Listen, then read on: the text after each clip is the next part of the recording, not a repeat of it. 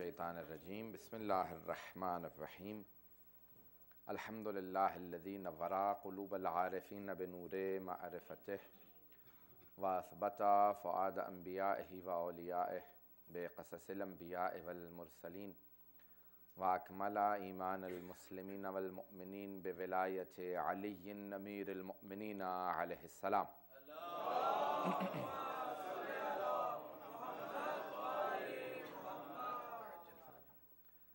والصلاة والسلام والتحیۃ والکرام علی افضل الموجودات العبد المؤید والرسول المسدد المصطفى الامجد المحمود الاحمد اعنی ابو القاسم محمد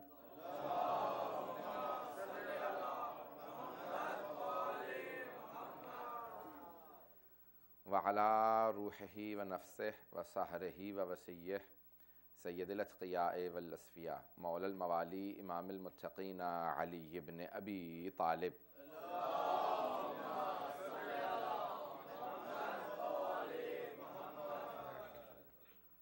وعلى اوصیائہ لا سیما بقیۃ اللہ فی الارضین روحی وارواح العالمین لتراب مقدمہ الفدا واللعنة الدائمة على أعدائهم أجمعين من الآن إلى قيام يوم الدين أما بعد فقد قال جعفر الصادق عليه الصلاة والسلام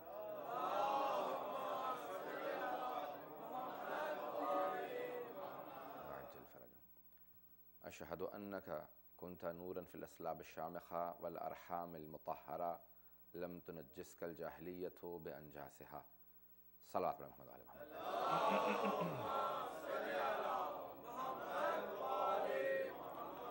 وعجل فرجهم ان 4 مجالس کا عنوان جو میں نے انتخاب کیا ہے وہ زیارت ہے، آداب زیارت ہیں، سلیقہ ہے، اور اسلام نام ہے آداب کا، اسلام نام ہے ادب و آداب کا۔ کس ادب سے خدا سے پیش آنا ہے، کس ادب سے رسول سے پیش آنا ہے، کس ادب و آداب کے ساتھ امام سے پیش آنا ہے۔ اسلام نام ہی آداب کا ہے، ایٹیکٹس کا ہے، مینرز کا ہے، اس کے اندر ادب و آداب ہی ہر چیز ہے۔ تھوڑی سی آواز بلند ہو جائے فَحَبِطَتْ أَعْمَالُكُمْ،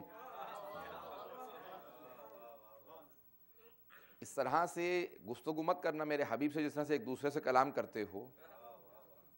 لا ترفعوا صوتکم فوق صوت النبی اصواتکم فوق صوت النبی، اپنے آواز کو میرے حبیب کی آواز پہ بلند تک مت کرنا۔ اسلام نام ہی آداب کا ہے۔ مطلب تھوڑا سا آگے اس پہ توجہ کر لیں گے، میں ایک نتیجہ دینا چاہ رہا ہوں آپ کو، اور تو اس سے میں کوشش کروں گا رفتار کم رکھوں۔ مجھے ایک دو بچوں نے کہا کہ ہم پوری کوشش کر رہے ہوتے ہیں کہ فالو کریں، بعض کا تو آپ زیادہ تیز بولتے ہیں، انگلش میں جو ہے وہ زیادہ آسانی سے سمجھ میں آتی ہے۔ تو بہرحال بچے آ رہے ہیں، نوجوان آ رہے ہیں، کوشش کروں گا کہ مفہوم ادا ہو سکے۔ میں الفاظ بھی آسان رکھ رہا ہوں، سادہ رکھ رہا ہوں۔ دیکھیں، اسلام نام ہے آداب کا، ادب و آداب کا نام ہے اسلام۔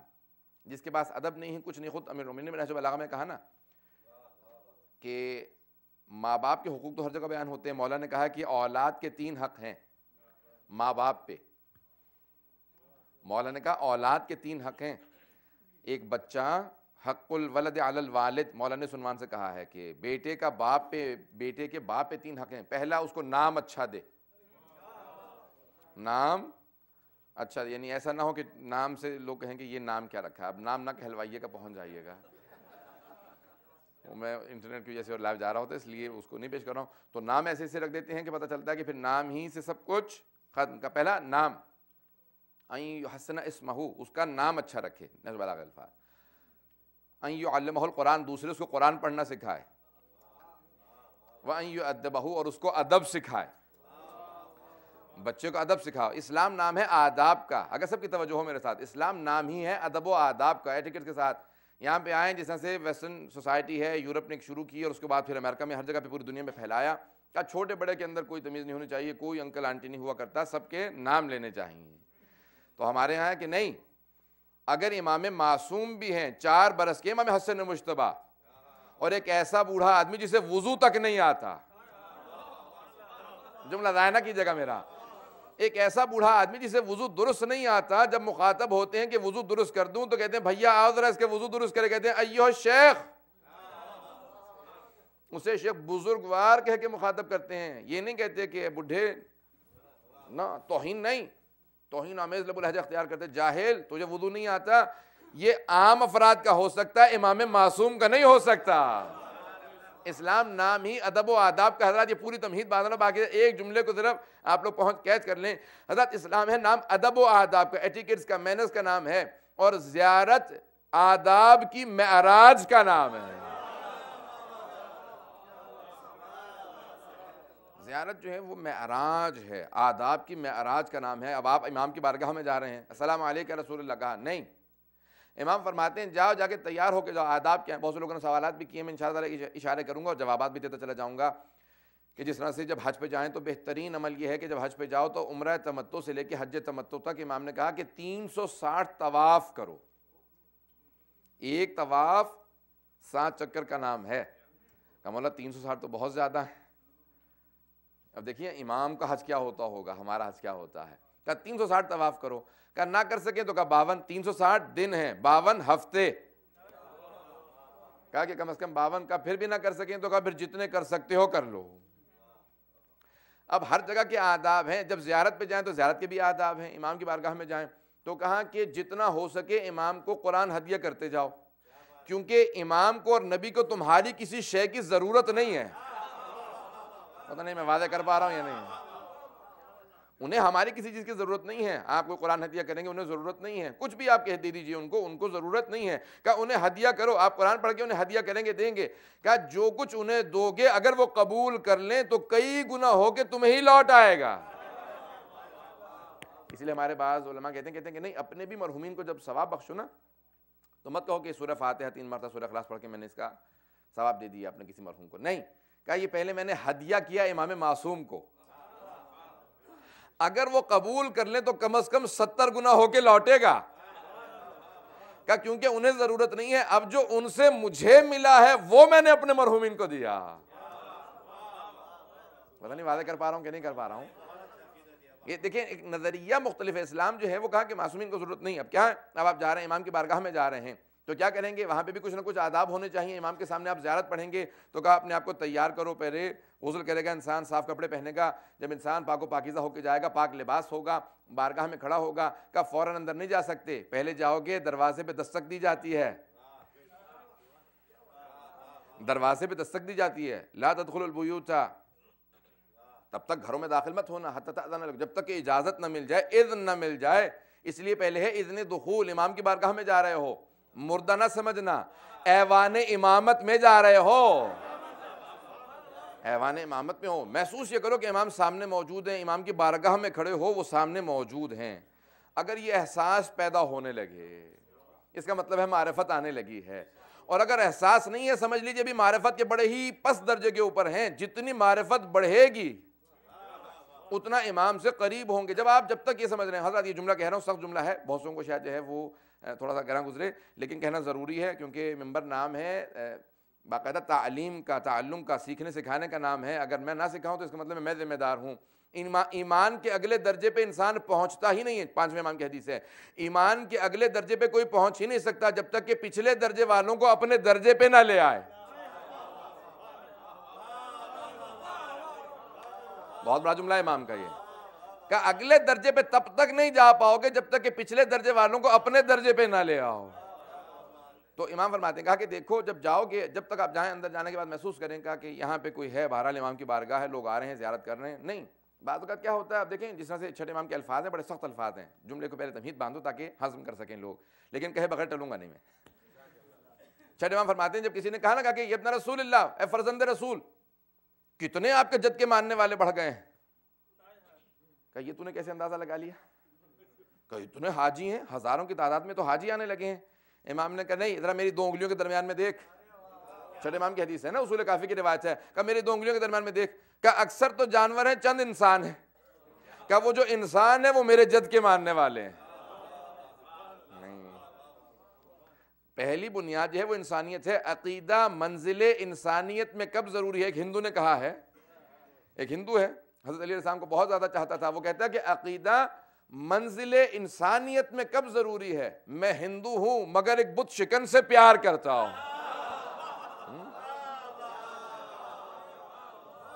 میں ہندو ہوں مگر ایک بت شکن سے پیار کرتا ہوں۔ اس کا پورا دین ہی بتوں کی پرستش پہ کہ نہیں، پھر بھی علی سے محبت ہے، یعنی جو محبت کے قابل محبت کے لائق ہو، جس سے صرف کی ہی محبت جائے۔ تو مولا نے کہا جتنے انسان ہیں نا بس وہی میرے جد کے ماننے والے ہیں۔ اب ایک مرتبہ جائیے، زیارت کے اوپر بھی بعض اوقات ایسا ہوتا ہے کہ بہت سے لوگوں کو آداب نہیں ہے، یہ نہیں کہ زیارت قبول نہیں ہو رہی، سب کے درجات مختلف ہیں۔ ابھی اسی سال یوم عرفہ پہ میرے کچھ دوست تھے ساتھ میں، علماء لندن سے گئے تھے، وہ پہلی بار تھے، تو میں وہاں پہ جتنا کچھ پڑھنا ہوتا تھا مجھے ہی پڑھنا ہوتا تھا، مصائب بھی مجھے ہی پڑھنے پڑتے تھے، زیارت کے فضائل بھی، پھر جاؤں گا زیارت بھی، انہوں نے کہا ہم تو پہلی بار آئے ہیں تو اس بہانے سے چلیں، جو کچھ بھی علی رضا رضوی کے کندھے پہ۔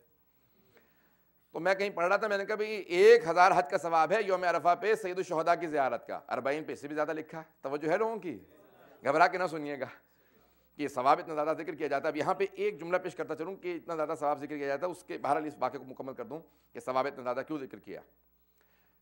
کہا بھئی آپ نے اتنا ثواب ذکر کیا ہے، ہمیں کچھ تو کچھ لازماً ملے گا، 1000 نہیں تو 100 150 تو حج جس طرح سے ہم نے زیارت کی، اپنا ہر انسان کو پتا ہوتا ہے کہ میں نے جس طرح سے زیارت کی ہے وہ اس میں 70 80 تو ہوں گے۔ کہا بھئی 70 80 بھی ہوگا تو انشاءاللہ بخشش کے لیے کافی ہیں۔ اب یہ اتنے ثواب ذکر کیے گئے ہیں حضرات، بعض اوقات انسان تعجب کرنے لگتا ہے، سوچنے لگتا ہے، پریشان ہونے لگتا ہے کہ اتنا زیادہ ثواب ہے، واقع اتنا ثواب ہے ترغیب دلانے کے لیے ہے یا وہ یہ واقعی ثواب ہے؟ بات واضح ہو رہی ہے میری؟ ایک مرتبہ کہا تھا بیٹا انشاءاللہ تمہیں میں کمپیوٹر لے دوں گا، نیت پہلے سے کر رکھی ہے، لے کے تو نہیں دینا۔ پتہ نہیں اب بات وہ ہے، نیت کر رکھی ہے کہ نہیں کچھ نہیں لے کے دوں گا، اتنے پیسے میں $10,000 دے دوں گا، یہ کام کر لو، دوں گا کچھ نہیں، $100 بھی نہیں دوں گا، پہلے سے نیت کر رکھی ہے۔ لیکن ترغیب دلانے کے لیے بچوں کو بہت بڑے بڑے بول دیے۔ آیا معاذ اللہ استغفر اللہ معصوم علیہ السلام نے اس انداز سے کہا ہے ترغیب دلانے کے لیے چلو جائیں تو صحیح، ہمارے حرم آباد ہو جائیں گے، یا نہیں یہ ثواب ہے جتنا معصوم نے کہا ہے؟ مثال دے کے میں نے واضح کرنے کی کوشش کی، اگر بات واضح ہو سکے۔ معصوم کا کام ہے مبالغہ آرائی نہ کرے، وَإِلَّا پھر کیوں مبالغہ آرائی بھی ایک حد تک کذب ہے، جھوٹ ہے، اور معصوم اسے کہتے ہیں جو ہر آلائش سے پاک ہو۔ تو اب یہ نہیں ہے، تو فیض کاشانی نے پوری ایک بحث کی ہے، مرحوم فیض کاشانی جو ملا صدرہ کے داماد بھی تھے، شاگرد بھی تھے، بہت بڑے ایک ہمارے، جن کی تفسیر صافی ہے، جن کی حدیث کی کتاب ہے الوافی 23 جلدوں پہ، جن کی ہر موضوع پہ، ہر علم پہ کتاب ہے، علم الیقین، علم کلام پہ ہے، فلسفے پہ کتابیں ہیں، المحجۃ البیضاء علم اخلاق پہ 8 جلدوں میں جواب لکھا ہے انہوں نے۔ غزالی نے احیاء العلوم 4 جلدوں پہ رکھی تھی، انہوں نے 8 جلدوں میں المحجۃ البیضاء کے نام سے جواب لکھا ہے کہ جہاں جہاں اس سے غلطیاں ہوئی ہیں اہل بیت علیہ السلام کے نظریے کے خلاف، تو انہوں نے کہا کہ قال ابو حامد یعنی غزالی نے یہ کہا ہے، لیکن اہل بیت علیہ السلام کا راستہ یہ کہتا ہے۔ ہر موضوع پہ کتاب لکھی ہے، تو انہوں نے کہا کہ جو ائمہ نے کہا کہ 70 حج کا ثواب ہوگا، جو سید الشہداء کی ویسی زیارت کے لیے جائے 70 حج کا ثواب ہے، پیغمبر اسلام کی بڑی مشہور معروف حدیث ہے۔ لیکن بعض مخصوصیاں جن پہ بہت زیادہ حج کا ثواب لکھا کہ 1000 حج کا ثواب، 1000 عمرے کا ثواب، 1000 جہاد کا ثواب، اتنے ثواب لکھے ہیں اور ائمہ علیہ السلام سے ہیں، اور روایت بھی مستند ہے، یہ بھی نہیں ہے کہ معاذ اللہ ضعیف روایت ہو، معاذ اللہ کسی نے بغیر سنے ایسے بیان کر دی، ایک آدھی روایت ہو، نہیں ایک آدھی روایت بھی نہیں ہے، کتنی ہی کثرت سے روایات ہے۔ کامل الزیارات پوری کتاب کا نام ہے، ابن قولوہ، 950 سال پرانی کتاب ہے، ابن قولوہ۔ مرحوم آیت اللہ خوئی کا اس کتاب سے متعلق نظریہ یہ تھا کہ اس کی ہر حدیث مستند ہے، بہت ہی ضخیم کتاب ہے، کتاب کا نام ہے کامل الزیارات، اس میں زیارات اور زیارت کے ثواب باقاعدہ لکھے گئے ہیں، درج کیے گئے ہیں، وہاں پہ جو انہوں نے ثواب ذکر کیے ہیں، میں اس میں تفصیل میں نہیں جا سکتا کیونکہ وقت نہیں ہے کہ میں ایک باریکیاں سب کی آپ کے سامنے پیش کروں، بے انتہا۔ تو فیض کاشانی نے پوری بحث کی ہے، میں صرف نچوڑ پیش کرنا چاہتا ہوں اگر یہ سمجھا پاؤں بات، کہ اتنا ثواب لکھا ہے، جو حج پہ جائے، جو جناب سید الشہداء کی زیارت کرے گا اس کو اتنے حج کا ثواب ملے گا۔ آپ حج پہ جائیں تو کئی دن کا حج ہے، کم از کم بھی 2-3 ہفتے کا حج ہے آج کل، اتنے فاسٹ دور کے اندر جہاں جہاز سے جاتے ہیں اترتے ہیں، مدینے میں آپ نے شروع کیا اور اس کے بعد ختم ہو گیا، کم از کم 12 دن لگتے ہیں حج میں، عمرہ تمتع سے لے کے آخر تقصیر احرام اور سب کچھ، آپ طواف نساء وغیرہ کر کے فارغ دور کا نماز پڑھ لیں تو وہ سارا تقریباً 12 دن کا ہے، کیونکہ سب دن مخصوص ہے ہر جگہ کے لیے، 10-12 دن 14 دن، پتہ نہیں واضح کر پا رہا ہوں کہ نہیں، 12-14 دن کا ایک حج۔ آپ نے جہاز لیا، اترے، بغداد سے سیدھے گئے نجف، کربلا، کہیں پہ بھی آپ فوراً کربلا گئے، آدھے گھنٹے کی زیارت کی، آدھے گھنٹے کی آپ کی چھٹی تھی، وہیں سے کہا مولا اجازت دیجیے واپس جا رہا ہوں۔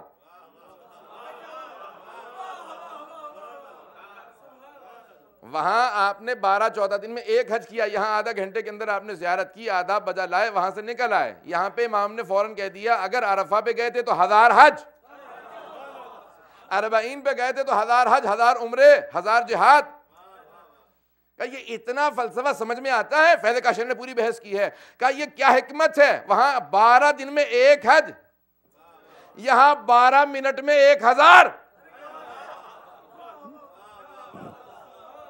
نہیں ایسے نہ سنیے گا, میں واضح کرنا چاہتا ہوں تاکہ تھوڑا سا سمجھ میں آ سکے. دیکھیے میں ایک مثال دے دوں گا, ایک دو جلدی سے واقعات پیش کروں گا. اگر ایک ہی واقعے میں سمجھ میں آ گیا تو دوسرا واقعہ نہیں, میں آگے بڑھا دوں گا بات کو. بہرحال کوشش کیجیے گا سمجھ جائیں, سارا مجمع اگر ساتھ ہوگا بات ضرور واضح ہوگی, رفتار میرے قابو میں نہیں ہوگی. جب میں معرفت اہل بیت کے متعلق گفتگو کر رہا ہوتا ہوں نا, پھر میں یہاں نہیں ہوتا, پھر میں خود ہی معراج میں ہوتا ہوں. سارے مجمع کی توجہ ہو. معصوم فرماتے ہیں کہا کہ ایک زیارت کا 70 حج کے برابر ثواب ہے, 1000 حج کے برابر ثواب ہے, 500 حج کے برابر ثواب ہے. بعض مخصوصیوں پہ 1000 حج, 1000 عمرہ, 1000 جہاد, احد پہاڑ جتنا سونا جس نے راہ خدا میں دیا ہو.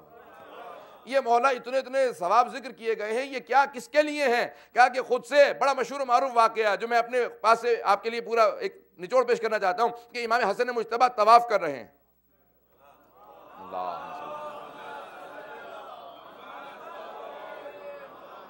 واجل فرجوں, طواف کر رہے ہیں. ظاہراً مستحب طواف تھا یا عمرے کا طواف تھا یا حج کا مستحب طواف کر رہے ہیں. طواف کے دوران ایک مرتبہ ایک آدمی آیا, کہا کہ ہے کوئی راہ خدا میں میری مراد کو پورا کر سکے؟ میں حاجت مند ہوں, محتاج ہوں. ہے کوئی جو میری حاجت کو پورا کرے؟ امام حسن مجتبیٰ نے, نواسہ رسول نے, حجت خدا نے, ولی اللہ نے, قرآن ناطق نے طواف چھوڑا اور کہا آؤ میرے ساتھ چلو تمہاری حاجت کو پورا کر دوں. وہاں پہ کچھ افراد کھڑے تھے جنہیں سمجھ میں نہیں آ رہا تھا, کہہ رہے یہ ہمیں حج سکھاتے ہیں, طواف چھوڑ کے چلے گئے. نہیں ہے مجمع میرے ساتھ, نہیں ہے اس جگہ آپ لوگ بھائی توجہ سارے مجمع کی. ایک مرتبہ امام گئے, اس کی حاجت کو پورا کیا ضرورت ہے, کہ اتنا قرض ہے, کھانا نہیں کھایا, یہ سب کچھ. امام نے فوراً مرادیں پوری کی, پھر واپس آئے. طواف کو جاری رکھا. ایک آدمی سے ہضم نہیں ہوئی تھی, پریشان کھڑا تھا, کہ فرزند رسول یہ آپ نے کیا کیا؟ طواف توڑ کے حاجت پوری کرنے گئے. طواف کا پورا کر لیتے, 2 رکعت نماز پڑھتے, پھر چلے جاتے. کہ تو نے میرے جد کی اس حدیث کو نہیں سنا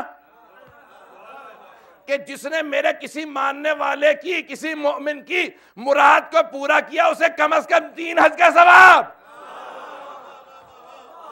نہیں ہے. کہ حج کے بہت سے ارکان, ان میں سے ایک ہے طواف. اگر مجھے طواف کو چھوڑ کے 3 حج کا ثواب مل رہا ہو تو میں پہلے اس 3 حج کے ثواب کو لوں گا, بعد میں آ کے حج کو, طواف کو جاری رکھوں گا. اگر بات واضح ہو رہی ہو. ایک میں نے مثال دی, ایک آدھی اور مثال دے دوں آپ کو. تو دیکھیں امام نے کہا کہ حاجت روائی کا اتنا ثواب ہے, اور یہاں تک کہ حدیث قدسی ہے, مہذب الاحکام میں اور مقامات پہ ہے کہ خداوند متعال روز قیامت اپنے بندے سے کہے گا کہ لما اتیتنی متی مرضت, تو جب میں بیمار ہوا تھا تو میری عیادت کے لیے کیوں نہیں آیا؟ تو بندے کہیں گے سبحانک, منزہ ہے تیری ذات, پاک ہے تیری ذات, تو بیمار نہیں ہوتا. کہ لیکن فلاں میرا بندہ مومن بیمار تھا, تیرے ہمسائے میں رہ رہا تھا, اگر تو اس کی عیادت کے لیے چلا جاتا تو ہر قدم پہ تجھے گناہان کبیرہ معاف ہوتے, جب مل کے واپس آتا تو عرش اعظم پہ میری زیارت کا ثواب ملتا. نہیں ہے.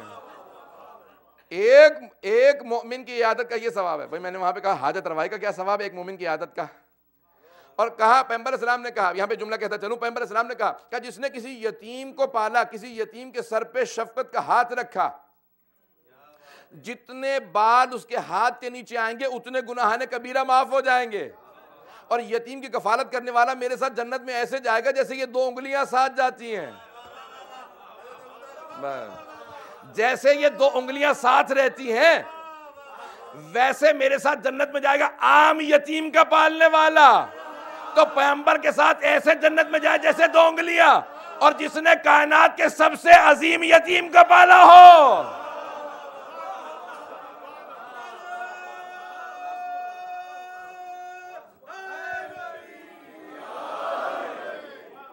دیکھیں اعمال چھوٹے چھوٹے ہیں لیکن ثواب کتنا زیادہ ہے. کہا اتنے حج کا ثواب, اتنا ثواب. توجہ ہے یا نہیں ہے؟ یہ کتنے ثواب ذکر کیے معصومین علیہ السلام نے، کہا کہ اس عبادت کا اتنا ثواب ہے، اتنے حج کا ثواب ہے، ہر جگہ پہ حج کا ثواب بتایا ہے۔ تو معصوم نے کہا دیکھو عبادتیں دو طرح کی ہوتی ہیں، ایک جن میں جسم کی زحمت ہو، ایک جس میں پیسے کی زحمت ہو۔ نماز اور روزہ اس میں جسم کی زحمت ہے، تو جسم کام کرتا ہے۔ روزہ جو ہے کچھ نہ کرنے کا نام ہے، کچھ کرنے کا نام روزہ نہیں ہے۔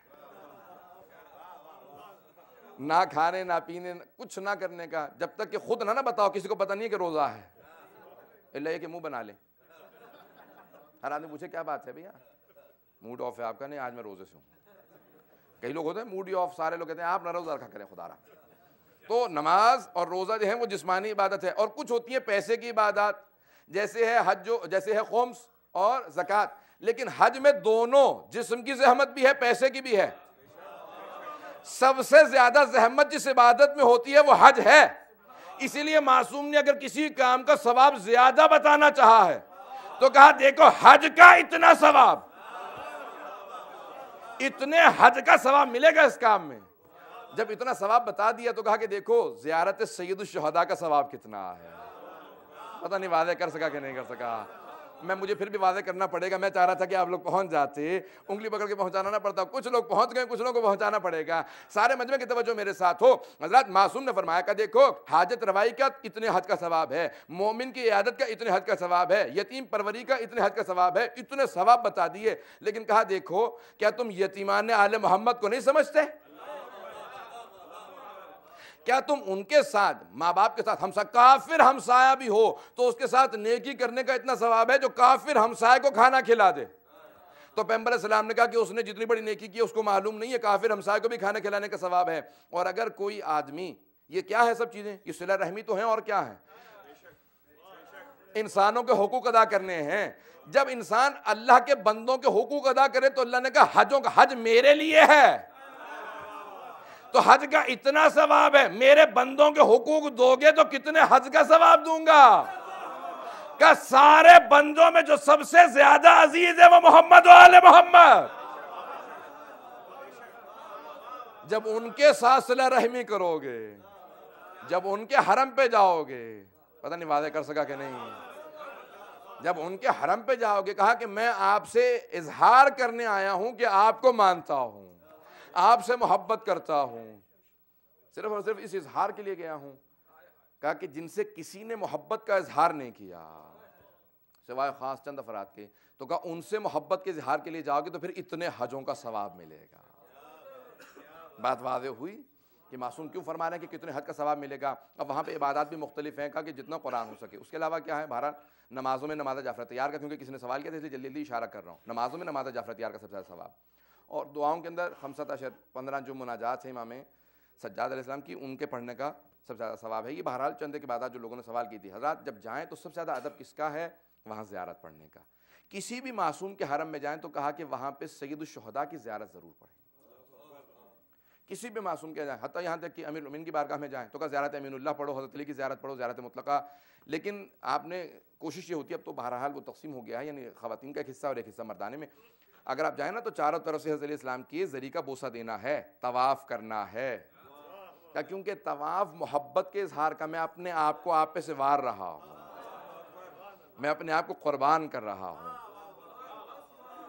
اسی لیے کہا نا کہ آپ دیکھتے ہیں کہ ایک شمع جلتی ہے تو چاروں طرف سے وہ پروانے محبت کے اندر چکر کاٹ رہے ہوتے ہیں۔ کہا اللہ نے کائنات کو ایسے بنایا ہے، چاند زمین کے گرد چکر کاٹ رہا ہے، زمین سورج کے گرد چکر کاٹ رہی ہے، سورج بھی رکا نہیں ہوا، وہ بھی کائنات میں نظام شمسی کے اندر مسلسل، کا پوری کائنات واقف نہیں ہے، رکی ہوئی نہیں ہے، بلکہ مسلسل چکر کاٹ رہی ہے۔ تو کسی نہ کسی کے عشق میں پاگل تو ہوئی ہے، یہ پوری کائنات چل رہی ہے۔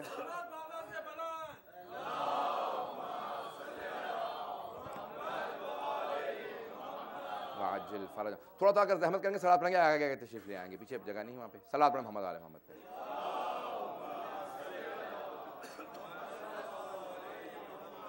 واجل فرج، پھر بے بازا بلند سلام۔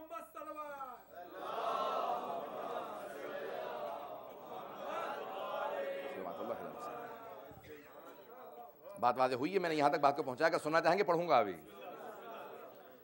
کہ یہ الفاظ کی تو میں نے تشریح ہی نہیں کی ابھی تک، جس کے اوپر باقاعدہ کئی کتابیں علماء نے لکھ دی ہیں. ابھی ایک استاد ان کے استاد جواد عام نے لکھ رہے ہیں, 7 جلدیں لکھ چکے ہیں, زیارت جامعہ کبیرہ کی تشریح کر رہے ہیں. زخیم 600 700 صفحے کی 7 جلدیں لکھ چکے ہیں اور ابھی ختم نہیں ہوئی ہے.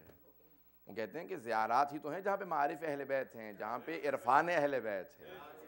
وہیں سے سمجھ میں آتا ہے کہ اہل بیت کا مقام کیا, ان کی عظمت زیارات سے واضح ہوتی ہے. جب ایک دوسرے کی زیارت کے لیے جا رہے ہیں, بکم ینزل الغیث, یہ الفاظ کیا ہیں؟ یہ 10ویں امام کہہ رہے ہیں آپ کی وجہ سے بارش نازل ہوتی ہے. زیارت جامعہ کبیرہ کے اندر آپ کی وجہ سے درخت پھل دیتے ہیں, آپ کی وجہ سے رحمتیں نازل ہوتی ہیں, آپ کی وجہ سے بلائیں دور ہوتی ہیں, آپ کی وجہ سے دعائیں مستجاب ہوتی ہیں, آپ کی وجہ سے اللہ نے ساری رحمتوں کے دروازے کھول رکھے ہیں, آپ کی وجہ سے گودے بھرتی ہیں. ہر چیز آپ کی وجہ سے ہے کہ یہ ولی نعمت ہیں. ولی نعمت, اللہ نے ہر اس چیز کو جسے نعمت قرار دیا ہے انہیں ولی نعمت قرار دیا ہے. یعنی نعمتوں پہ ولایت ہے تو اہل بیت کی ہے, ان کی ولایت ہے ہر نعمت کے اوپر. ہر وہ چیز جو نعمت کہلائے گی وہ نعمت, وہ بہرحال یہ ولی نعمت ہے. اولیاء النعم زیارات کے اندر جملے ہیں. تو اب اگر آپ دیکھیں گے تو زیارات کے آداب ہے, جب جائیں امام کی بارگاہ میں کس طرح سے پیش آئیں. بہت سے لوگ ائمہ کی زندگی میں ان کی بارگاہ میں آتے تھے, کس طرح سے پیش آتے تھے. فوراً امام کو, میں خدا کی قسم یہ خطابت نہیں کر رہا, میں اپنی عقیدت پیش کر رہا ہوں کہ اگر آج ظہور ہوتا ہے تو میں امام زمانہ کے قدموں کے بوسے دوں گا. اللہ صلی اللہ.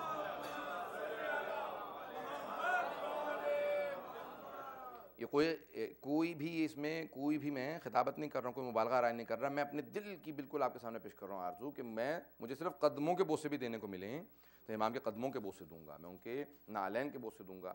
انسان جس عقیدت کے ساتھ امام کی بارگاہ میں جائے, جب جناب حبیب آتے ہیں, جناب قاسم ابن حسن جو خود علی کا مستقیماً ڈائریکٹ پوتے ہیں, روز عاشور سید الشہداء کے ہاتھوں کے پاؤں کے بوسے دیتے نظر آتے ہیں. صاحب پہ نہیں, لیکن کیا کروں میں, عقیدت یعنی پورا نظام اگر سمجھ میں آ جائے کہ نظام ولایت ہے کیا, یہ زیارت ہے کیا, انسان کو آداب سکھانے کا سب سے بڑا مکتب زیارت ہے. جب زیارات پڑھیں تو آپ کس طرح سے امام سے مخاطب ہوں. آپ کہیں کہ یا مولا یا ابا عبداللہ. یہ کتنی زیارات کے اندر جملے ہیں. میں بھی مثلا بعض زیارات دیکھ رہا تھا, ان میں جملے تھے امین سے مخاطب ہو کے کہہ رہے ہیں سید الشہداء سے, کہ عبدو کا وابن عبد کا وابن امتک, آپ کا غلام, آپ کے غلام کا غلام, آپ کی کنیز کا بیٹا, آپ کے غلام کا بیٹا آپ کی بارگاہ میں آئے سے قبول کر لیجیے گا. اپنے لیے کہہ رہے ہیں آپ. مولا سے کہتے ہیں مولا آپ کا غلام آپ کی بارگاہ میں آیا ہے, میرا باپ بھی آپ کا غلام, میری ماں آپ کی کنیز ہے, مولا قبول کر لیجیے گا, اقرار کر رہا ہوں میری کوئی حیثیت نہیں ہے. اللہ جب انسان دنیاوی ہم مراتب کو مانتے ہیں نا, تو دنیاوی مراتب کے اندر جو جتنا بڑا ہوتا ہے نا, وہ اپنے آپ کو اتنا ہی بڑے رتبے سے پیش کرتا ہے دوسرے سے مخاطب ہونے کے لیے. میں اتنے بڑے عہدے والوں کو آدمی کہے کہ میں سن لو میں ڈائریکٹر ہوں, اس نے کہا میں بھی کم نہیں ہوں. وہ اپنا عہدہ اسے بتاتا ہے, سن تیرا عہدہ تیرے پاس ہوگا, میں اتنے بڑے عہدے کا مالک ہوں. لیکن اہل بیت وہ ہیں کہ دیکھو اللہ نے جنت بنائی ہے, دوزخ بنائی ہے, 2 چیزیں بنائی ہیں. جہنم کے دروازے پہ جو فرشتہ رکھا ہے اس کا نام ہے مالک, اور جنت کے دروازے پہ جس فرشتے کو رکھا ہے اس کا نام ہے رضوان جنت. جب رضوان جنت ان کے در پہ نازل ہو تو وہ اپنے آپ کو یہ نہیں کہتا میں رضوان جنت آیا ہوں. اگر جناب خاتون جنت کہہ دے کہ میں نے اپنے بیٹوں کے کپڑے کسی درزی کے پاس بھیجے ہیں, تو وہ یہ نہیں کہتے میں رضوان جنت, وہ کہتے ہیں میں خیاط الحسنین ہوں, میں حسنین کا درزی ہوں. جو انسان بڑا عہدہ ہوتا ہے نا اس کو سب سے پہلے پیش کرتا ہے. تو رضوان نے جنت ہونے پہ ناز نہیں کیا, حسنین کا درزی ہونے پہ ناز کیا. پتہ نہیں بات واضح کر پا رہا ہوں. درجات انسان کے جیسے ہوں گے تو اب کیا کریں گے, امام کی بارگاہ میں جائیں گے, ان سے بڑا کوئی نہیں ہے. تو اس لیے آپ آئیں گے کیا کہیں گے کہ میں آپ کا غلام ہوں, غلام زادہ ہوں, میرے ماں باپ آپ کے غلام میں کنیز ہیں. سب اپنے آپ کو گرا کے کہا کہ خبردار جب جاؤ گے بھی تو کاندھے اٹھے ہوئے نہ ہوں, جھکا کے جانا, کہ نگاہیں جھکی ہوئی ہوں. آداب عجیب و غریب ہے زیارات کے آداب. جب جاؤ بڑے متواضع انداز سے امام کی بارگاہ میں کھڑے ہونا, کوئی ایسا کام نہ کرنا جس سے امام کو برا لگے. جب نکلنے بھی لگو تو بڑے آداب کے ساتھ امام کی بارگاہ سے جا رہا ہوں, اجازت لو مولا اجازت ہے. کہا کہ بڑے بزرگوں کے پاس جاتے ہو, آنے سے پہلے بھی اجازت لیتے ہو, جانے سے پہلے بھی اجازت لیتے ہو, کہا امام کی بارگاہ میں آئے ہو پتہ نہیں میں سمجھا پا رہا ہوں کہ نہیں. زیارت نام ہے آداب کا, اسلام آداب کو سکھاتا ہے, اور زیارت معراج ہے. انسان معراج اگر حاصل کرنا چاہتا ہے تو پھر زیارتوں کی عادت ڈال لے. بیٹھ کے زیارت پڑھ سکتے ہیں؟ مولانا نے کہا ہاں بیٹھ کے پڑھ سکتے ہو. کہا پھر کھڑے ہو کے کیوں پڑھیں؟ کہا کیونکہ آداب کے خلاف ہے. بیٹھ سکتے ہیں, کوئی بیمار ہے, کوئی بوڑھا ہے, کچھ ہے, بیٹھ کے پڑھ سکتے ہیں زیارت. کہا ہاں بالکل پڑھ سکتے ہیں. کہا اگر کوئی صحت مند ہے پھر کھڑا ہو کے کیوں پڑھے اگر بیٹھ کے پڑھ سکتے ہیں؟ کہا آداب کے. آداب پورا نام ہی زیارت آداب کا ہے. اب اس کے اندر جو جملے پڑھیں گے آپ کہیں گے یا ابا عبداللہ, اے ابو عبداللہ آپ پہ سلام ہو, اے عبداللہ کے بابا آپ پہ سلام ہو. عرب میں یہ مزاج تھا, جیسے ہی کوئی بچہ پیدا ہوتا تو اس کی کنیت رکھ دی جاتی تھی. نام رکھا, ساتھ میں کنیت رکھ دی. نام ہے علی, کنیت رکھ دی ابو الحسن. اشارہ کرتے ہوئے آگے بڑھ رہا ہوں میں. سب کو سمجھ میں تو آ رہی ہے گفتگو؟ بچہ پیدا ہوا, نام رکھا حسن, کنیت رکھ دی ابو محمد. بچہ پیدا ہوا, نام رکھا حسین, کنیت رکھی ابو عبداللہ. اب یہ پھر وہ کہتے تھے کہ دیکھو اس نے بچے کا نام نہیں رکھا, اس بچے کو بتایا کہ دیکھو تمہارے بزرگوں کی تمنا یہ تھی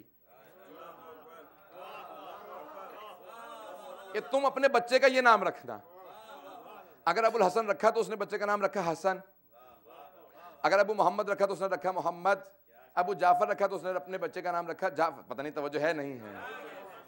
اب اگر رکھی کنیت ابو عبداللہ, اے عبداللہ کے باپ, اور کس نے کنیت رکھی؟ کہ خود رسول خدا نے جیسی آغوش میں لیا کہ یا ابا عبداللہ.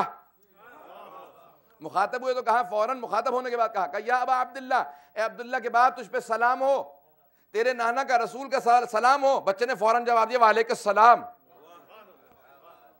والسلام علی جدی رسول, میرے جد رسول خدا پہ سلام, میرے بابا علی مرتضیٰ پہ سلام, میری ماں زہرا پہ سلام. انداز اچھا. وہاں پہ پہلی فوراً کنیت رکھ دی ابو عبداللہ. لیکن سید الشہداء نے کسی بچے کا نام عبداللہ نہیں رکھا. یہاں تک کہ خود سے پوچھا یزید نے, کہا کہ کیا بات ہے, مجھے تو بتایا تھا کہ علی مارا گیا کربلا کے اندر. کہا وہ میرا بھائی تھا. جب کہا نا کہ یہ مرد کون ہے, کہا میں علی بن حسین. کہا علی تو کربلا میں مارا گیا, علی بن حسین. کہا نہیں, علی اکبر میرا بھائی تھا. کہ سب سے چھوٹا سر کہا علی اصغر. کہ سب کے نام علی. کہا تمہارے بابا کو اور کوئی نام نہیں ملا؟ سب کے نام. اس نے جس طرح سے کہا میں اپنے آداب کے ساتھ پیش کر رہا ہوں. کہا سب کے نام علی رکھ دیے. کہا میرے بابا کہتے تھے اگر میرے 100 بیٹے ہوتے میں سب کا نام علی رکھتا. کہ جس معاویہ کو ضد تھی علی کے نام سے, اسی کا دربار ہوگا, علی علی ہو رہا ہوگا.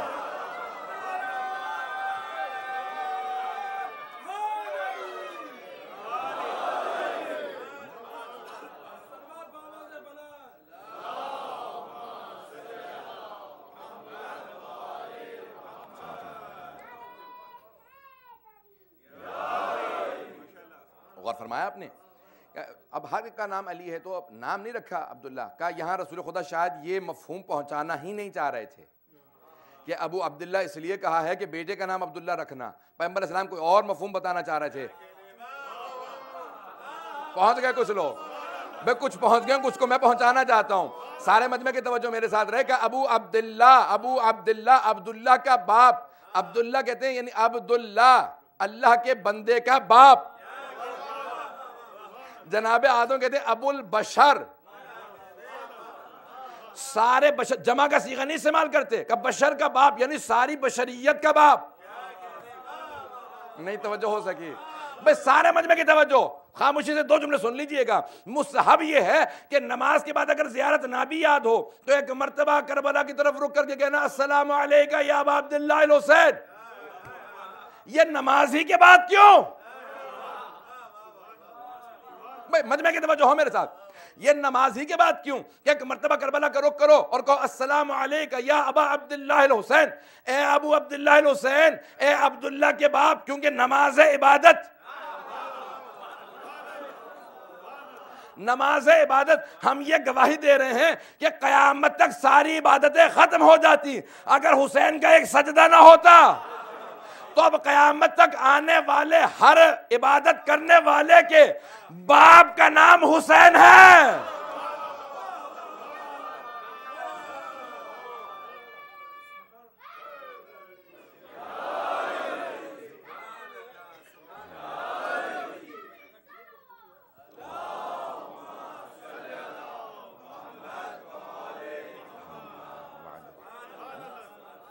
کہ قیامت تک آنے والے ہر عبد کا، ہر بندے کا، ہر بندگی کرنے والے کا، ہر عبادت کرنے والے کے باپ کا نام حسین ہے. کہ میں مولا آپ کو اس لیے سلام کر رہا ہوں کہ یہ نماز نہ ہوتی، یہ عبادت نہ ہوتی اگر آپ نے سجدہ نہ کیا ہوتا. اس لیے پہلے نماز کے بعد کہہ رہا السلام علیکہ یا ابا عبداللہ الحسین. فوراً سید الشہداء کا مخاطب ہوگا السلام علیکہ. اب ذرا تصور کریں یہ الفاظ ادا کرتے ہوئے اندازہ تو ہو کس سے مخاطب ہے، کس حسین سے مخاطب ہے. میں مجمع کی توجہ ہے، اگر چاہیں تو پڑھوں گا. اور میں یہاں تک پہنچایا، میں بھی پڑھنا کے موڈ میں ہوں. میں بالکل یقین، میں نے چلتے رہیں گے تو میں پڑھتا رہوں گا، جہاں پہ آپ لوگ اشارہ دیں گے میں وہیں سے چھوڑ دوں گا.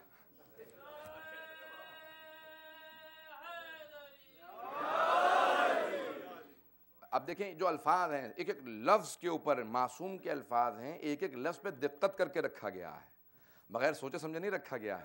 اب یہاں پہ اس سے پہلے کہ میں بات جس جملے کو میں نے انتخاب کیا جو اس کی وضاحت کرنا چاہ رہا ہوں، کیونکہ اب کل کے مجلس سے پھر آگے، بلکہ کل شب قم ہے، اس کے بعد پھر میں انشاءاللہ سنڈے کو تمام کروں گا. زیارت ہی کو رکھنا مجھے، اور وہاں پہ بہرحال ایک عنوان کلی بھی دیا گیا ہے. اب یہ الفاظ معصوم علیہ السلام کے کتنے الفاظ، ایک ایک لفظ کو دقت سے چن کے وہاں پہ رکھا ہے. چھٹے امام علیہ السلام رکھ رہے ہیں، بتا رہے ہیں کہ دیکھو جب زیارت کرو گے کس طرح سے زیارت کرنا، جب بارگاہ میں جاؤ معصوم کے کس طرح سے مخاطب ہونا، کیا الفاظ ادا کرنا کہ اندازہ ہو کہ کس کی بارگاہ میں ہو. تو کہا السلام علیکہ یا ابا عبداللہ. اچھا مولا، ہاں دیکھو ان کے اندر آپ نے جب وارث کہا نا تو سب کا وارث کہا. آدم کے وارث سلام، نوح کے وارث سلام، ابراہیم کے وارث، موسیٰ کے، عیسیٰ کے، رسول خدا کے، حضرت علی کے. لیکن امام حسن مجتبیٰ کا نام نہیں لیا. یعنی معاذ اللہ ان کے وارث نہیں ہیں. پھر کیوں نام کیوں نہیں لیا؟ دیکھیں پیغمبر اسلام نے کبھی بچپنے سے تفریق نہیں رکھی. مجمع کی توجہ ہو، نوجوانوں کے جملے کو پیش کروں گا. پیغمبر نے کبھی بچپنے سے تفریق نہیں رکھی. جب بھی کہنا کہا کہ ہذان امامان قاما و قعدا، یہ دونوں امام ہیں، چاہے بیٹھ جائیں چاہے کھڑے ہو جائیں، چاہے صلح کر لیں چاہے جنگ کریں. دونوں کے لیے الحسن والحسین سیدہ شباب اہل الجنہ، حسن و حسین جوانان جنت کے سردار ہیں. دونوں کو ہمیشہ ساتھ رکھا، کوئی فرق نہیں رکھا. پتہ نہیں توجہ ہے یا نہیں ہے، دونوں میں کبھی فرق نہیں رکھا. یہاں تک کہ جب دونوں شہزادوں نے ایک دوسرے سے مخاطب ہو کے کہا کہ بھیا اماں ہم میں سے کس سے زیادہ محبت کرتی ہیں. کہا کہ اماں سے سوال کر لیتے، کہا اماں بتائیے ہم دونوں سے کس سے زیادہ محبت کرتی ہیں. کہا جو تم دونوں میں مجھ سے زیادہ محبت کرتا.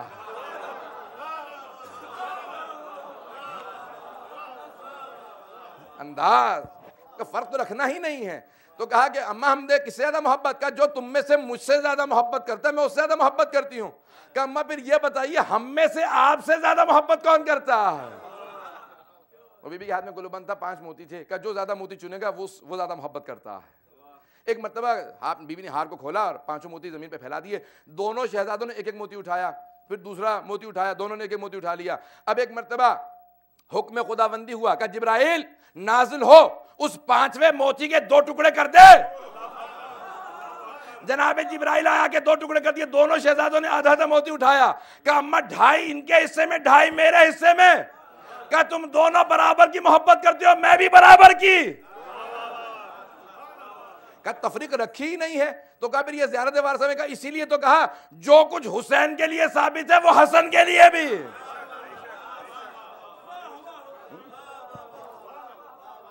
بات واضح ہے یہ، کہ اسی لیے جو کچھ ان کے لیے ثابت ہے وہ ان کے لیے ثابت ہے کہ وہ بھی سب کے وارث ہیں.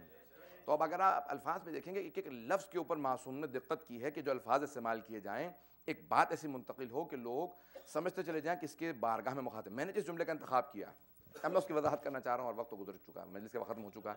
اگر کہیں تو میں تھوڑی سی وضاحت کروں گا انشاءاللہ پھر آگے 2 مجلسوں کے اندر.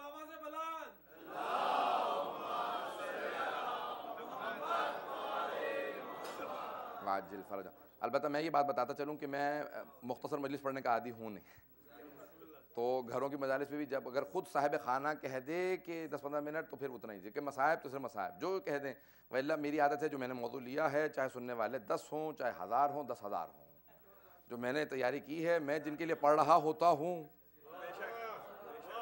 تو آنے والوں کو سزا نہیں ملنی چاہیے، جو نہ آئے اسے ملنی چاہیے. اکثر لوگ کہتے ہیں جب مجمع تو ہے نہیں تو میں پڑھوں کس کے لیے.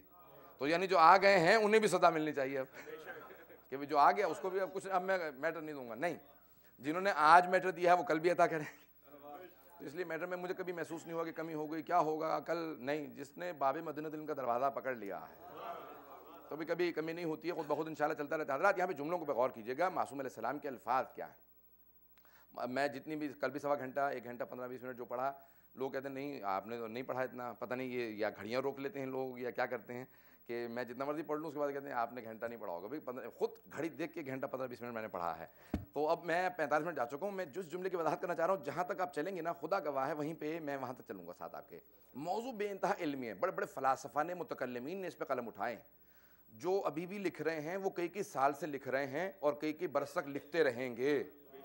وہ جانتے ہیں موضوع، کیونکہ کلام معصوم ہے، معصوم بتا رہے ہیں کہ دوسرے معصوم کی زیارت کیسے کی جاتی ہے، جب ان کی بارگاہ میں جاؤ تو کن الفاظ سے مخاطب ہوا جاتا ہے، اس سے کم الفاظ استعمال۔ اپنے پاس سے زیارت گھڑ کے، ہمارے ہاں علم عرفان کے اندر یہ پوری بحث ہے کہ ہمارے ہاں دعا اور زیارت بھی پاس سے گھڑنے کی اجازت نہیں ہے۔ میں نے اپنی دعا بنا لی ہے، اب اپنے پاس رکھو۔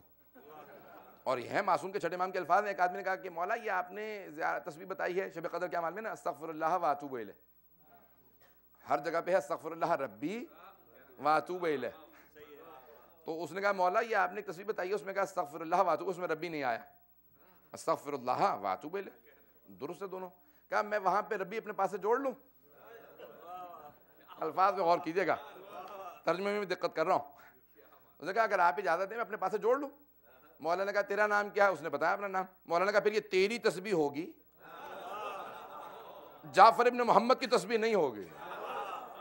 اگر میری تسبیح پڑھنا چاہتا جو میں نے بتائی ہے بس انہی الفاظ کے ساتھ ادا کر۔ آپ کو آپ کی زبان میں سمجھا دوں، جب آپ کو کوئی آدمی بتائے نا کہ کوڈ یہ ہے 630، آپ کہیں کہ میں 631 ملا لوں،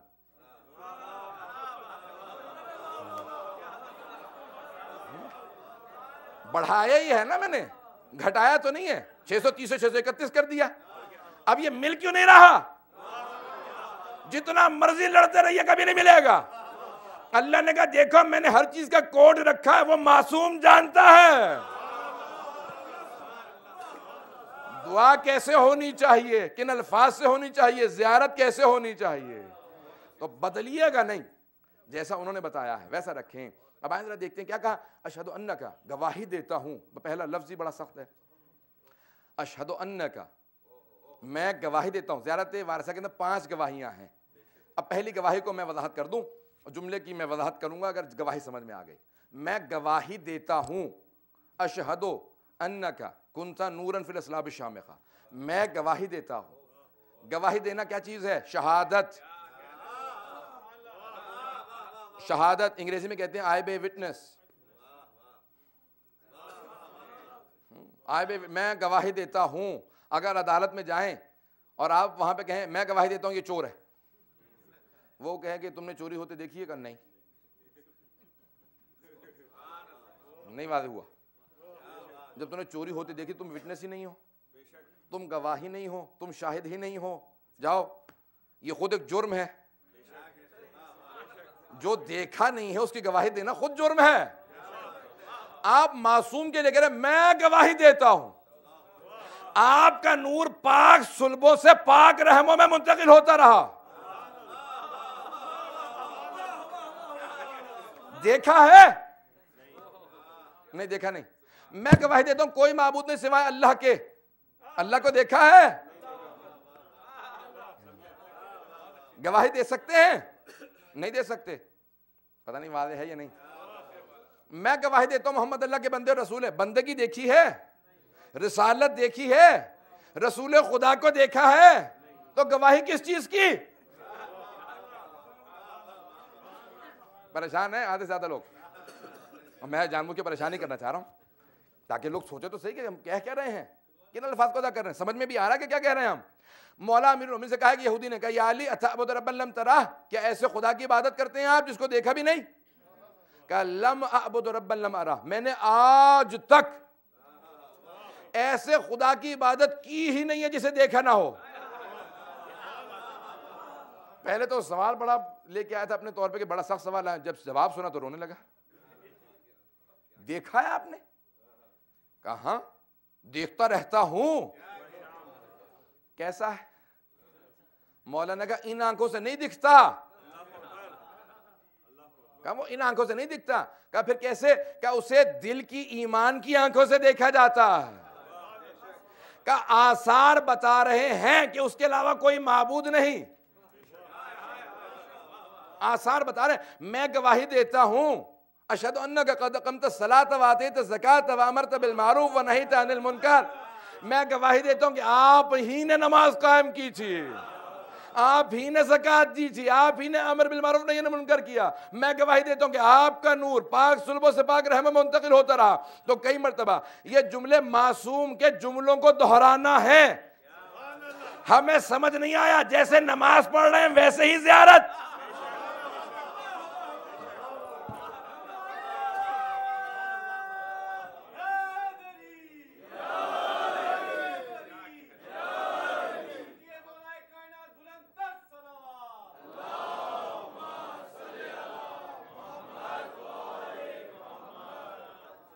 ختم کر دی میں نے زحمت آپ کی. دیکھیں بعض اوقات تو ایسا ہے کہ جملوں کو دہرا رہے ہیں جس طرح سے معصوم نے ادا کیا تھا. نماز بھی ہمیں سمجھ میں نہیں آ رہی, پیغمبر نے ایسے پڑھی تھی, ائمہ نے ایسے پڑھی تھی, ویسے ہی پڑھ رہے ہیں جیسا ان کا نماز میں حالت خشوع تھا, ہمیں کچھ معلوم نہیں. اسی طرح زیارات کے الفاظ بھی ویسے دہرا رہے جیسے چھٹے امام نے دہرائے تھے. انہوں نے کہا ایسے زیارت پڑھنا, ہم تو جملے دہرا رہے ہیں. اور کئی مرتبہ ہے کہ ہاں آثار بتا رہے ہیں کہ کوئی حسین تھا کہ آج کائنات میں بغیر دعوت نامے کے, بغیر کسی انویٹیشن کے, بغیر کسی لالچ کے, بغیر پوری دنیا میں اعلان کے, کسی تبلیغات کے, ایڈورٹیزمنٹ کی ضرورت نہیں ہے, دعوتوں کی ضرورت نہیں ہے, کھانوں کی ضرورت نہیں ہے, دولت کی ضرورت نہیں ہے, ریاست کی ضرورت نہیں ہے, حکومت کی ضرورت نہیں ہے. جس حسین پہ ہر آدمی اپنی ہر شے قربان کرنے کے لیے تیار ہو, ہم گواہی دیتے ہیں کہ وہ ویسا ہی تھا جیسا معصوم نے فرمایا. آپ نے کبھی دیکھیں اپنے انویٹیشن پہ بلاتے ہیں. مجھے اب تک یاد ہے کہا کہ ہمارے دوست کہنے لگے میرے بہت سے رشتہ دار بیٹے کے یا بیٹی کی شادی میں نہیں آئے. میں کہا کیوں, کیا وجہ ہوئی؟ کہا وہ کہہ رہے تھے کہ تم نے خود آ کے نہیں کہا, کارڈ پوسٹ کر دیا تھا. کہ اتنی سی بات پہ لوگ ناراض ہو گئے, پتہ نہیں توجہ سے مثال دے رہا ہوں, کہ اتنی سی بات پہ ناراض ہیں کہ کارڈ پوسٹ کیا تھا, دینے نہیں آئے تھے تم. اور حسین اس ہستی کا نام ہے, کوئی کہیں پہ سن لیتا ہے آ جاتا ہے, کسی دین کا ہو, کسی مسلک کا ہو. کربلا کے راستے میں بڑے بڑے انگریزوں کے میں نے خود ٹیلی ویژن چینلوں پہ دیکھا, وہ کہا کہاں جا رہے ہیں آپ؟ بوڑھے سے آدمی سے کہا کہاں جا رہے ہو؟ کہا وہ سامنے دیکھ رہے ہو, وہ حسین ابن علی کا حرم نظر آ رہا ہے. کہا یہ چھوٹے قدم کیوں لے رہے ہو؟ کہا 1 ہفتہ ہو گیا چلتے ہوئے. کہا قدموں میں اب طاقت نہیں ہے. مطالعے میں اور بھی ذہن میں لے کے آیا تھا, نہیں پیش کر رہا. کہا کہ قدموں میں طاقت نہیں, اور ویسے بھی چھوٹے قدم اس لیے لے رہا ہوں کہ میں نے حسین کے جد کی ایک حدیث پڑھ رکھی ہے کہ ہر قدم پہ حج و عمرے کا ثواب ہے. تو میں چھوٹے قدم لے کے چل رہا ہوں تاکہ ثواب اور زیادہ ہو. تو کہا کہ کیوں؟ کہا کہ جو کچھ اس کے پاس تھا اس نے دین کے لیے لٹا دیا, اب جو کچھ ہمارے پاس ہے ہم اس پہ لٹانے کے لیے تیار ہیں. کہا یہ حسین ابن علی ہے. کہا راستے میں لوگ کہاں پہ کہتے ہیں, کہا کہ بھی دیکھو کوئی دعوت دے دیتا ہے, کوئی آ گیا زیادہ آگے, کہا ختم ہو گیا. کہا لیکن اس راستے کے اندر دیکھا ہے کہ آدمی دروازے اپنے راستے سڑک پہ کھڑا ہے, ہاتھ جوڑا لوگوں کے. کہا خدا کا واسطہ, حسین کا واسطہ, تبرک تو کھا لو. کہا نہیں کھا سکتے, ابھی 4 جگہ پہ کھایا, نہیں کھا سکتے. کہا خدا حسین کا واسطہ آ جاؤ. اب کیمرہ ساتھ جانے لگا, دیکھے تو صحیح کیا کھلانے لگا ہے. دیکھا ایک بہت ہی غریب آدمی تھا, زمین پہ چٹائی بچھا رکھی تھی, کھجور کے پتوں پہ چھوٹی چھوٹی روٹیاں بھی کاٹ کے رکھی تھیں, ان میں کھجوریں رکھی تھی. کہا یہ حسین کا تبرک ہے. میں ٹھیلا لگاتا ہوں, یہ چھوٹا سا باغ ہے, پورے سال پیسے جوڑتا ہوں کہ حسین کی مجلس کا اہتمام کروں گا. یہ زیارت کے الفاظ کیا, یہ پوری کائنات کے اندر حسین ابن علی مختلف ہیں. کون ہے حسین ابن علی جس کے لیے اتنا اہتمام کیا جاتا ہے, کہ جس کے لیے کائنات اتنا انتظام کسی کے لیے نہیں ہے. ابھی پاکستان کے اندر وہاں پہ بعض چینل جو ہیں مخالفت کے اندر کھڑے تھے, وہ اہتمام کرنے لگے, تو انہوں نے کہا کتنا بجٹ آتا ہے؟ تو انہوں نے بتایا صرف کراچی ہی کی آزاداری کا بجٹ ڈیفنس کے بجٹ کے برابر تھا. انہوں نے کہا یہ کہاں سے آتا ہے؟ کہ آدمی سے کہا کہ کیا کرتے ہو تم؟ کہا ٹھیلا لگاتا ہوں. کہا مجلس کا اتنا اہتمام کہاں سے کیا؟ کہیں رشوت لیتے ہو؟ اس نے کہا ٹھیلے میں رشوت نہیں ہوتی. کہا پھر کہاں سے؟ کہا جو کماتا ہوں ہر روز 10 روپے رکھ دیتا ہوں حسین ابن علی کے نام پہ. یہ جذبہ کس قوم میں ہے؟ اتنی محبت کس کے علاوہ, حسین کے علاوہ کس سے ہے اتنا جذبہ؟ کہ جہاں پہ حسین ابن علی سے لوگ محبت کے لیے، عقیدت کے لیے، کہ جب زیارتوں پہ پابندیاں لگ گئی تھیں، زیارت کی اجازت نہیں ہے، یہاں تک کہ کہا کوڑے جزیہ دو گے تو دیں گے، لوگوں نے کہا کہ ٹھیک ہے جزیہ دے کے جائیں گے زیارت کے لیے، ہاتھ کٹوانے لگے، کہا کہ ہاتھ کٹواؤ گے تو زیارت، کم جاتے تھے لوگ، ہاں آج بھی اگر ہو ایسا ہم لوگ نہیں جائیں گے، بہت سے لوگ نہیں جائیں گے، لیکن پھر بھی عقیدت رکھنے والے جاتے ہیں۔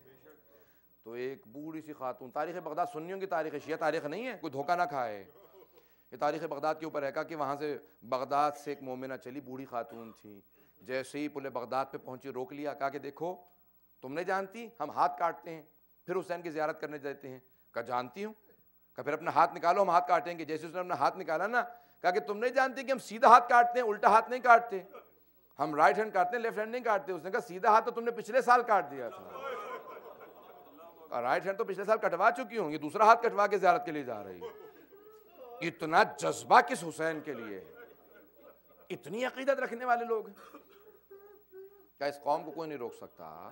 جو عقیدت کے ساتھ آ رہے ہیں، ہاتھ کٹوانے کے بعد صرف زیارت کرنی ہے سید الشہداء کی، کہ اتنی عقیدت کے ساتھ آ رہے ہیں، کہاں کہاں پہ دنیا میں لوگ عقیدت کے ساتھ آئے ہیں۔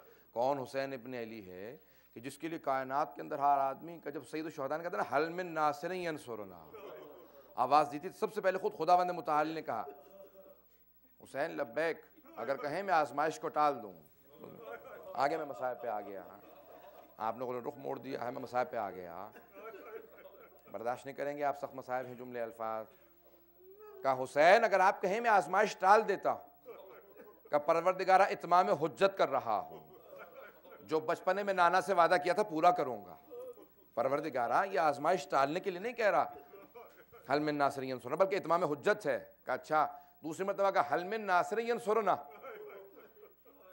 چھٹے امام فرماتے ہیں 70,000 ملائکہ نازل ہوئے، کہا حسین ہم آپ کی نصرت کے لیے آئے ہیں، جیسے کہا نا ہم نصرت کے لیے آئے ہیں، کہا مجھے تمہاری نصرت نہیں چاہیے، کہا وہ ملائکہ واپس نہیں گئے، وہ وہیں رکے رہے، یہاں تک کہ قیامت تک وہ قبر سید الشہداء کا طواف کرتے رہتے ہیں، اور جو ثواب ہے وہ حسین کے رونے والوں کو ملتا رہتا ہے، جو جہاں پہ روئے۔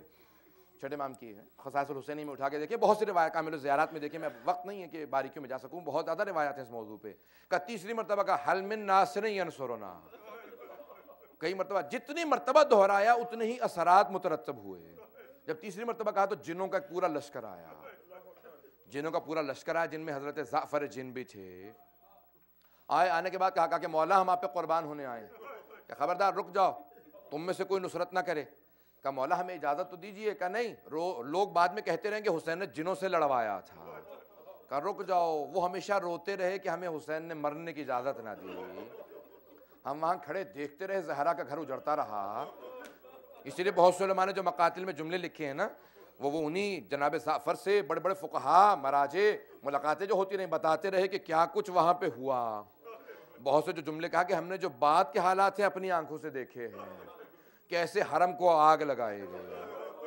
کیسے خیموں کو آگ لگائے گئی، کس طرح سے الفاظ سنیے گا کہ ہر دفعہ میں کہ حل من ناصر ینصرنا، یہاں تک ایک مرتبہ بیمار بیٹے نے آواز دی لبیک، بابا آپ نے غربت کا نعرہ بلند کیا ہے، ابھی سجاد زندہ ہے، پھوپھی اماں میرا عصا لا دیجئے، پھوپھی اماں میری تلوار لا دیجئے، کہا بیٹا عصا کیوں چاہیے، تلوار کیوں چاہیے، کہا پھوپھی مجھ سے کھڑا نہیں ہوا جا رہا، پھوپھی اماں مجھ سے کھڑا نہیں ہوا جا رہا، میں عصا کا سہارا لوں گا اور تلوار سے بابا کا دفاع کروں گا، بس بھی ہر دفعہ میں ایک مرتبہ کا حل من ناصر ینصرنا، تو اب بیویاں رونے لگیں، کہ علی اصغر نے اپنے آپ کو گہوارے سے گرا دیا، مجھے جناب علی اصغر کی شہادت نہیں پڑھنی، آپ سن چکے ہوں گے، آپ نے سن رکھی ہے شہادت، ابھی 9 محرم گزرا میں جانتا ہوں، 6 محرم کو آپ کے شہادت پڑھی گئی ہوگی، تو ایک مرتبہ کہا کہ اپنے آپ کو گہوارے سے گرا دیا۔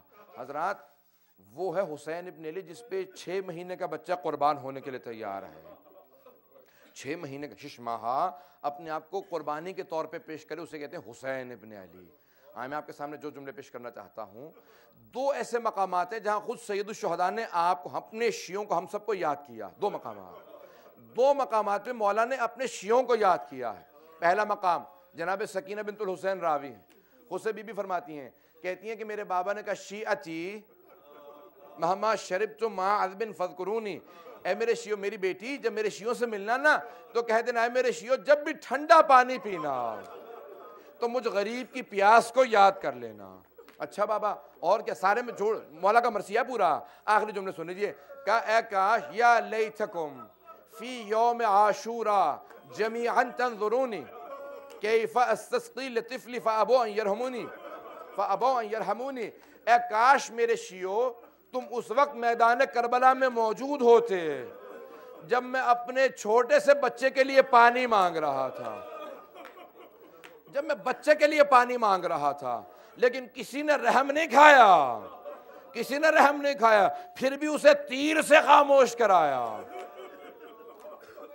جب جناب مختار ابن ابی عبید ثقفی سے پوچھا نا رضوان اللہ تعالیٰ علیہ، کسی نے جناب مختار سب سے بدلے لے رہے تھے، ایک ایک آدمی کو پوچھتے تھے بتا تو نے کیا جرم کیا میدان کربلا میں، پھر اس کو وہی سزا دیتے تھے اس نے جرم کیا۔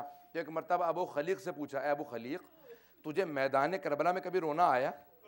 اے پتھر دل آدمی تو نے ایسے سے جرم بتا دیے ہیں، میں عام آدمی سے برداشت، کوئی جانور پہ اتنا ظلم نہ کرے، میں کبھی اپنے گھوڑے پہ اتنا ظلم نہ کروں جو تم نے انسانوں پہ کیے ہیں، زہرا کی آل پہ ظلم کیے ہیں، ایسے سے ظلم کر دیے، اے ملعون کبھی تجھے رو؟ کہاں اے حرملہ، اے مختار جب حرملہ نے تیر رکھا نا اور ایک مرتبہ بچے نے زبان کو لبوں پہ پھیرنا شروع کیا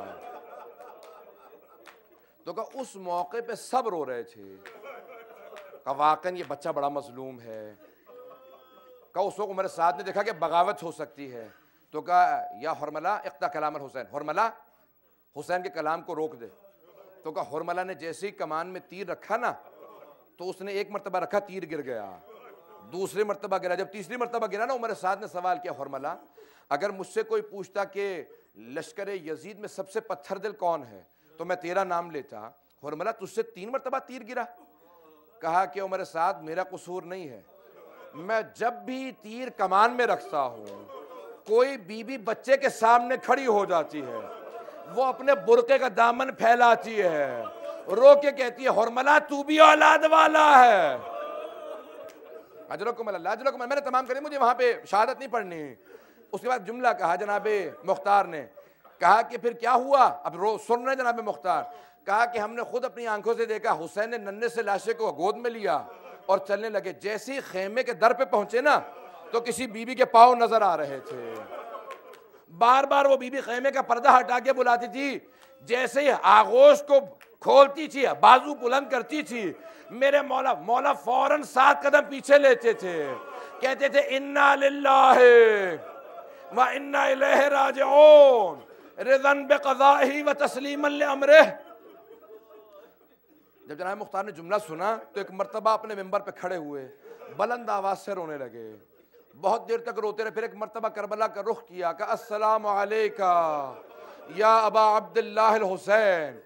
بعض مقاتل میں نے خود جملے پڑھے ہیں کہ یہاں تک کہ صحابہ رحمت میں لکھا ہے، آیت اللہ یزدی نے لکھا، وہ کہتے ہیں حضرت مختار نے اپنا گریبان چاک کر لیا اور اپنے چہرے کو پیٹتے ہوئے بے ہوش ہو کے گر گئے۔ جب ہوش میں آئے تو ایک جملہ کہا میرے مولا اتنے غریب ہو گئے تھے اپنے بچوں کے لاشیں ہاتھوں میں لے کے پھرتے تھے۔ اجرکم اللہ، اجرکم اللہ، بس میں تمام کر دیا جو میں نے پوری زحمت دینی تھی جس مصائب کے لیے۔ میں اب وہاں پہ پہنچا ہوں، 2 جملے سن لیجیے گا، میں تمام کر رہا ہوں، میں تفصیل سے نہیں پڑھوں گا، بس ایک مرتبہ سید الشہداء نے جناب رباب کو مخاطب کیا اور 11 محرم کا دن نکلا، بی بی نے مولا سے 11 محرم کا دن نکلا، وہاں پہ جس طرح سے ایک ٹوٹی ہوئی تسبیح کے دانے بکھر جاتے ہیں نا میدان کربلا میں، ساری بیویاں میدان کربلا میں بکھر گئیں، کوئی کسی لاشے پہ جا کے رو رہی تھی، کوئی کسی لاشے پہ، کوئی علی اکبر کے لاشے پہ کھڑی تھی واہ علی اکبرہ، کوئی کہتی تھی واہ عباسہ، کوئی کہتی تھی واہ قاسمہ۔ 2 بیویاں سید الشہداء کے لاشے پہ آئیں۔ آخری جملے سن لیجیے، تمام کر دیا میں نے مصائب، 2 جملے سن لیجیے۔ 2 بیویاں سارے لاشیں چھوڑ کے سید الشہداء کے لاشے پہ آ گئیں، ایک کا نام جناب زینب ہے، دوسری کا نام جناب رباب ہے۔ جناب زینب نے آگے پہلا جملہ کہا اللہم تقبل منا ھذا القربان، پروردگارہ پنجتن پاک کی آخری قربانی قبول فرما، ہم نے سب کچھ تیری بارگاہ میں لٹا دیا۔ بہت روئی بی بی، بہت روئی، بی بی کے جملے نہیں پیش کرتا۔ ایک مرتبہ راوی کہتا ہے میں نے دیکھا کہ ایک بی بی کی آنکھیں پتھرا چکی تھیں، رو رو کے اس بی بی کا برا حال تھا، نڈھال ہو چکی تھی، بی بی کے دونوں ہاتھ پسے گردن بندھے تھے، دونوں ہاتھ پسے گردن بندھے تھے۔ یہ بی بی روتی ہوئی آگے بڑھی، ایک جملہ کہا اے میرے آقا حسین، اے میرے مولا حسین، اے میرے سرتاج حسین، رو رو کے جملے کہہ رہی ہے بی بی کہ مولا اگر میرے سر پہ چادر ہوتی میں اپنی چادر کو آپ کا کفن بنا دیتی، اگر میرے ہاتھ کھلے ہوتے میں اپنے ہاتھوں سے آپ کے لاشے پہ سایہ کرتی،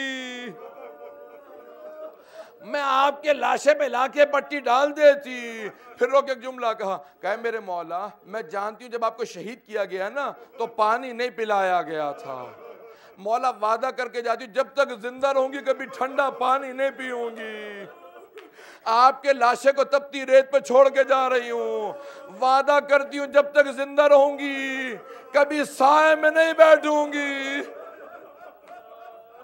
کبھی سائے میں نہیں بیٹھوں گی، میرے مولا یہ میرا آپ سے وعدہ رہا۔ بس میں بی بی کربلا سے چلی، معمول بنا لیا، جیسے صبح ہوتی بی بی دھوپ میں بیٹھ جاتی، ایک کوزے میں پانی لیتی دھوپ میں رکھ دیتی، ایک ہاتھ سینے پہ مارتی کہتی واہ حسینہ، دوسرا سر پہ رکھتی کہتی واہ حجابہ۔